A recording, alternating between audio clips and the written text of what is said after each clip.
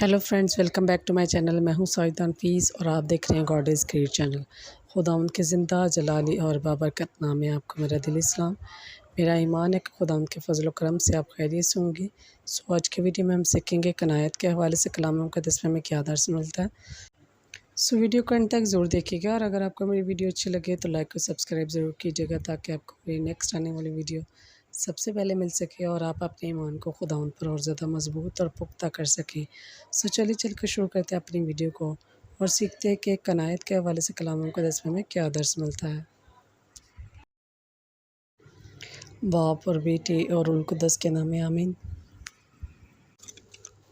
पहला तीमुथियुस उसका 6 बाब और उसके 6 आयत।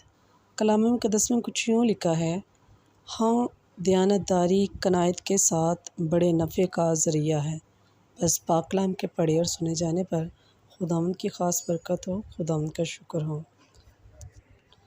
बस मेरे चीज़ों हमें भी हर काम दयानतदारी और कनायत के साथ करना चाहिए ताकि हम खुदावंद को पसंद कर सकें और खुदावंद से ढेरों बरक़ात हासिल कर सकें। खुदावंद इस कलाम की वसीला से आपको और मुझे बहुत सी बरक़ात से नवाज़े।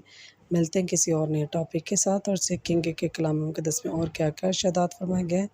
तब तक अपना और अपने प्यार का बहुत सारा ख्याल रखिएगा। टिल देन खुदा हाफिज़।